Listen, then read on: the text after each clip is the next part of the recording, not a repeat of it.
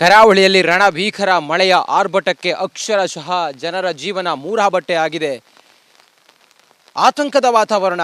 ಯಾಕಂತ ಹೇಳಿದ್ರೆ ಕ್ಷಣ ಕ್ಷಣವೂ ಕೂಡ ಮಳೆಯ ತೀವ್ರತೆ ಭೀಕರತೆ ಹೆಚ್ಚಾಗ್ತಾ ಇದೆ. ಮಳೆಯ ತೀವ್ರತೆಗೆ ಗುಡ್ಡ ಕುಸಿತಿರುವಂಥ ದೃಶ್ಯವನ್ನು ಗಮನಿಸ್ತಾ ಇದ್ದೀರಿ.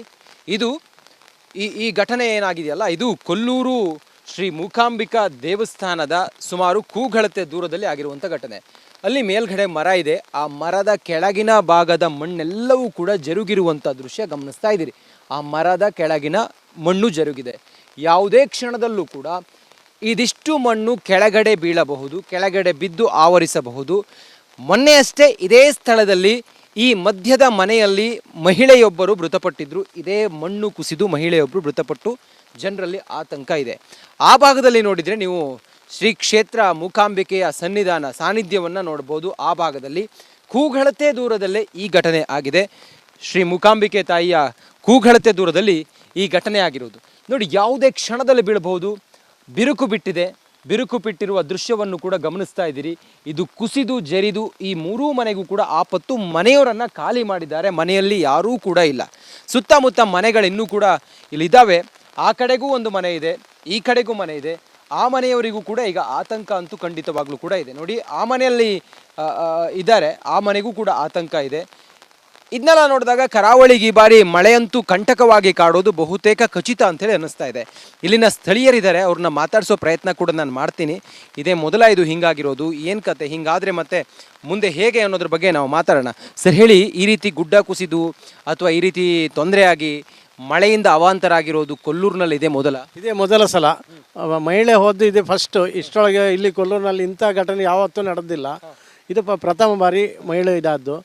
ಅದಂದರೆ ಅಕಸ್ಮಾತ್ ಆದ್ದು, ಏನೇನು ಮಾಡಲಿಕ್ಕಿಲ್ಲ. ಅದು ಗೊತ್ತಿದೆ ಅಲ್ಲಿ ಹೋಗಬಾರ್ದು ಅನ್ನುವಾಗ ಅದು ಒಡನೆ ಸಡನ್ನ ಹೋಗಿಬಿಟ್ಲು.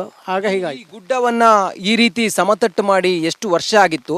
ಮತ್ತು ಈ ಬಾರಿ ಒಂದು ಥ್ರೆಟ್ಟಿತ್ತ ಈ ಗುಡ್ಡ ಕುಸಿಬೋದು ಅಂತ ಒಂದು ಅಂದಾಜಿತ್ತ?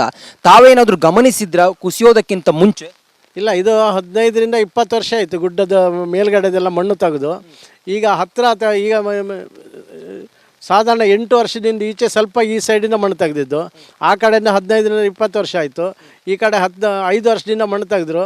ಆ ಮಣ್ಣಲ್ಲಿ ಸ್ವಲ್ಪ ಮಣ್ಣಿನಲ್ಲಿ ಮೆದು ಅಂಶ ಇದೆ. ಆದ್ದರಿಂದ ಅದು ಸೈಡ್ ಕೆಳಬದಿ ಕುಸಿದಿದೆ ಅಷ್ಟೇ ಬಿಟ್ಟರೆ ಮತ್ತೆಂತ ಇಷ್ಟರೊಳಗೆ ಅಂಥ ಘಟನೆ ನಡೆದಿದ್ದಿಲ್ಲ ಇಲ್ಲಿ. ನೋಡೋಣ, ಮಳೆ ಏನಾದರೂ ಕಡಿಮೆ ಆದರೆ ಈ ಅವಾಂತರಗಳು ಇಲ್ಲಿಗೆ ನಿಲ್ಲಬಹುದು. ಇಲ್ಲದ ಹೊರತು ಇದು ಹೀಗೆ ಮುಂದುವರಿಯುವಂಥ ಸಾಧ್ಯತೆ ಕಂಡು ಬರ್ತಾ ಇದೆ. ಕ್ಯಾಮ್ರಾ ಪರ್ಸನ್ ಮಹೇಶ್ ಜೊತೆ ನಾನು ರಂಜಿತ್ ಶಿರಿಯಾರ್, ರಿಪಬ್ಲಿಕ್ ಕನ್ನಡ, ಕೊಲ್ಲೂರು. ಮಳೆ ಆರ್ಭಟಿಸ್ತಾ ಇದೆ. ಪುನರ್ವಸು ಮಳೆ ಇವತ್ತಿನಿಂದ ಶುರುವಾಗಿದ್ದು ಜನರ ನಿದ್ದೆಗೆಡಿಸಿದೆ. ಯಾವ ಕ್ಷಣದಲ್ಲಿ ಏನಾಗುತ್ತೆ ಅನ್ನುವ ಆತಂಕ ಇದೆ. ನೋಡಿ, ನನ್ನ ಹಿಂದೆ ನೀವು ಗಮನಿಸ್ತಾ ಇದ್ದೀರಿ, ಇದು ಕೊಲ್ಲೂರು ದೇವಸ್ಥಾನದಿಂದ ಕೂಗಳತೆ ದೂರದಲ್ಲಿರುವಂಥ ಬಾಳೆಗೆದ್ದೆ ಅನ್ನುವ ಊರು. ಈ ಬಾಳೆಗೆದ್ದೆ ಊರಿನಲ್ಲಿ ಗುಡ್ಡ ಕುಸಿತಾ ಇರುವಂಥ ದೃಶ್ಯವನ್ನು ಗಮನಿಸ್ತಾ ಇದ್ದೀರಿ.